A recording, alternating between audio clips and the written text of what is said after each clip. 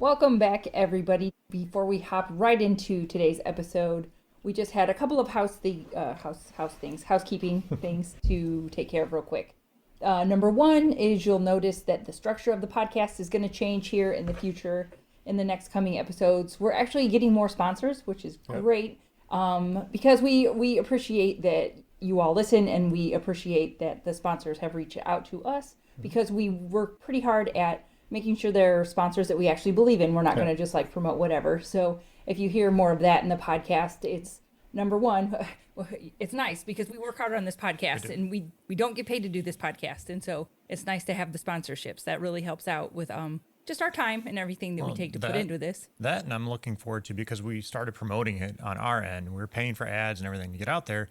So it's nice to have a little help on some of that. Oh, yes. Yeah. Not only do we not get paid to make this podcast, I mean, we pay to advertise it. So, yeah, it's nice to get anything like business. It's nice to have some of that back. But we do work hard because we get approached by sponsors and stuff like all the time. Yeah. And we definitely filter it to only the things that we absolutely, honestly believe in. Yep. So there is that. So you will notice that in the next coming weeks. The second bit of housekeeping is, right now, we are in the middle of doing our 12 days of giveaways. Yep. So that's why the Christmas tree. Yeah, we've got our Christmas tree up. Well, for 2022, we obviously have a lot of business goals, but we have a lot of personal goals going on it too as well.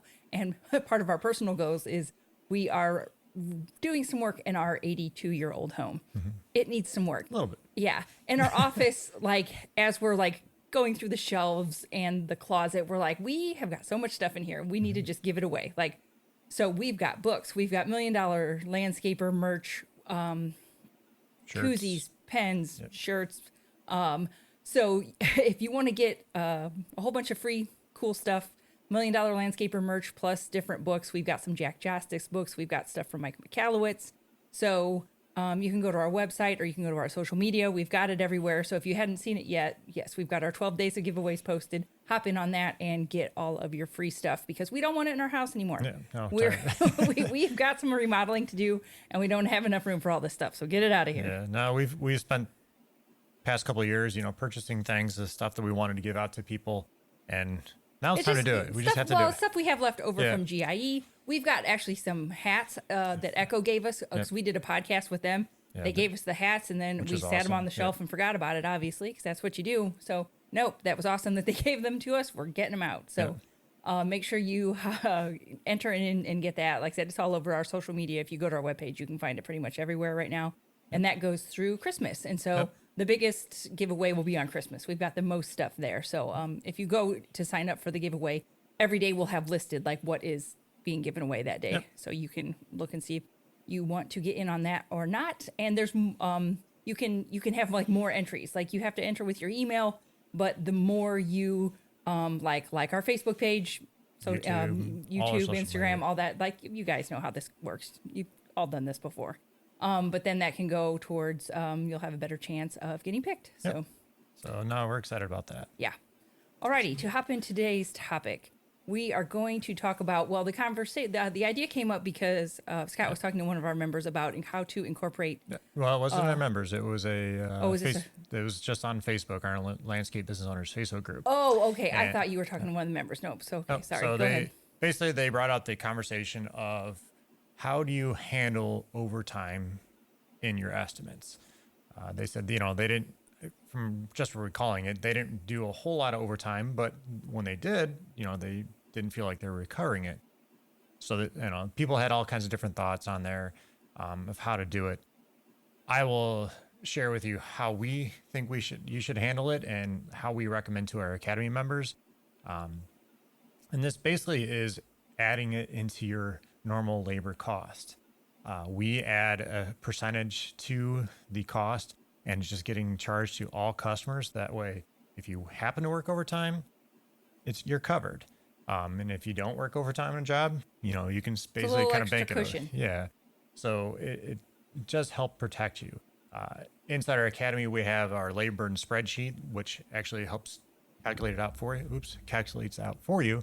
So basically, you just punch in your normal pay that you pay your employees. It figures that out. It also throws in a little fudge factor just for That's for stuff that you don't even think of, like, oh, it took extra time because we got out on the job and the keys to the skid steer were at the shop or in somebody's pocket at home. Just like little things that always happen, right? And you can't necessarily plan for it because you don't know that's going to happen. But we recommend, at least putting a percentage in your normal pay, adding a percentage directly to the end of it. We always did. We based everything off of us working usually 50 hours a week because we don't ever not work 50 hours a week. Yeah, we've always worked overtime to a certain extent, but we would try to watch it, but we worked a lot of overtime because, we have a shorter season, so we were trying to get as much done as we could. So we just incorporated in all our estimates, and if we worked over, we're protected. If we didn't, then we have it banked for another one. A little cushy for the next time because you might mess up with another one. So just gives you a little cushion. You just you need to incorporate it somehow. I believe people were talking about putting a line item or something like that in their estimates. I don't believe that's what you want to do because if the customer ever wants a breakdown or something and they see that you're charging for overtime, it's just kind of weird. I know people were talking about making sure your hours are set right and kind of calculating a job as far you think the job's going to be 80 hours, really look at the job. You think it's really going to be 80 hours, and this is something you kind of learn over time being an estimator and looking at the jobs. Do you mean just making sure they have enough man hours in there to cover the job regardless if it's correct if it's overtime? Okay, just making sure I'm following you. Just make sure you're covering your total hours. How does that relate to the overtime?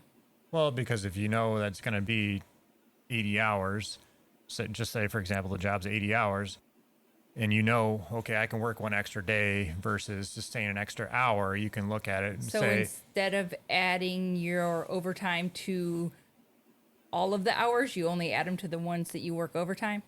I'm just not following this logic, but go ahead. I had to pull up the Facebook post, but it was that people are saying just add it to the hours, like if you're estimating 80 hours, add an extra 8 hours or something like that in there. I believe that's what they're saying. Okay. Again, our opinion, just add it to your general costs, or to your normal labor base pay that you're charging your customers already. So.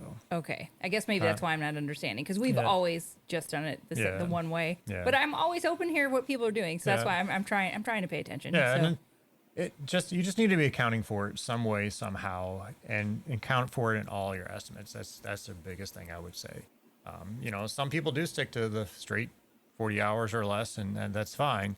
And if that's what you do, you do. But if there's a chance that it's happening, make sure you're covered for it. If you're going to be running late on a job or if it's raining well, sometimes it's not worth it to pack up for the day. And just to adhere to that very strict 8-hour day or 40-hour a week schedule. It could be Friday and if you can push and get the job done in 1 to 2 more hours, it's really not worth it to pack everything up, go back to the shop, and then come back out again on Monday.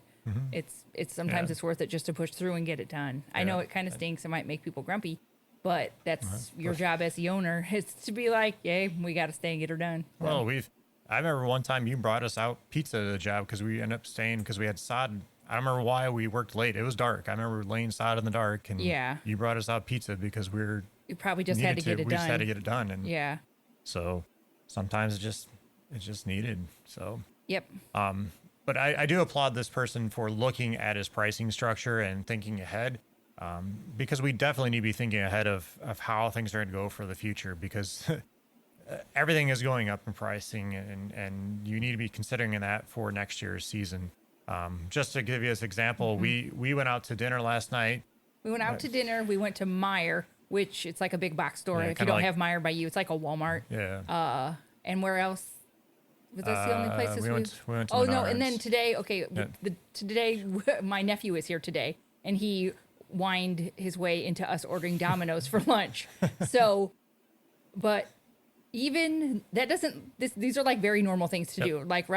We only took one of our sons out to eat with us, and it was $92 to go out to eat at a chain restaurant. It was like a Texas Roadhouse or something. Yeah, it wasn't anything crazy. It was nothing fancy. Nope. So that was expensive. And then we went to Meijer and picked up candy canes, our other son needed sheets for his bed, like random things. We only just had like the little cart and spent almost $200 there. It was like 192, I want to say. Yeah, it was something like something like that. And then lunch today was $30 for just and I actually didn't even really eat much of it. And so that was like $30. And that was just one pizza with some garlic things for the kids. So I guess my point is everybody else is prices are up everywhere. And so you really have to fine tune and make sure that you're getting everything that you need to be getting financially out of your estimates and out of your work, because like there's nobody cutting us any breaks. No. Like Meyer didn't care. They were like, yes, we will charge you that much for some sheets and some candy canes.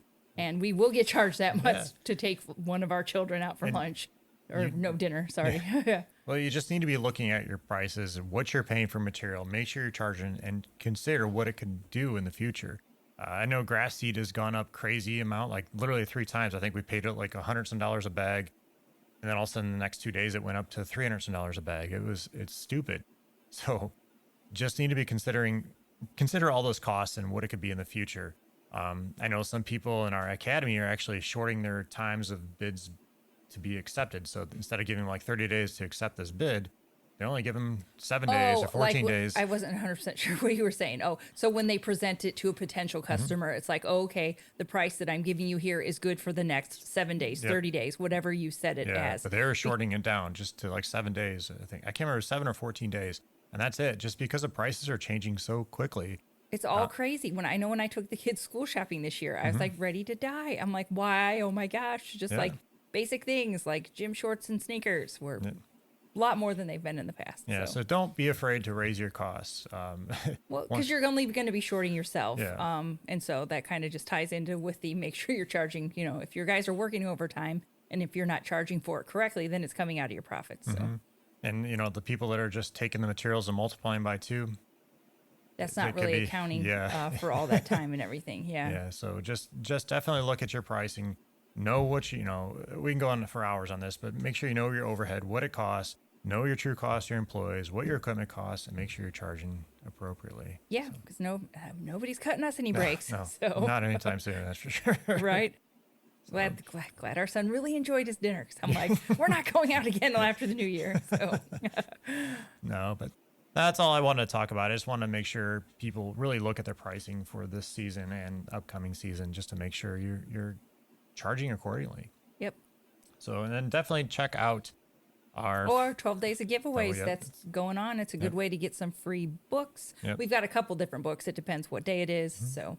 Yeah, there's some great books in there.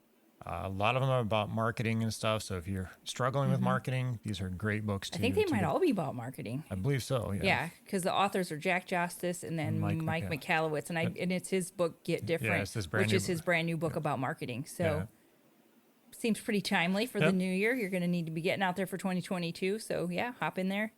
Make sure you can, because you can enter every day. Yep, every single day. Hop in there. So absolutely. Got some fun questions for me? I do. Sorry, I'm trying to. There's this very sad dog with its head in my lap right now. He's not getting enough attention while we're working here. This is terrible.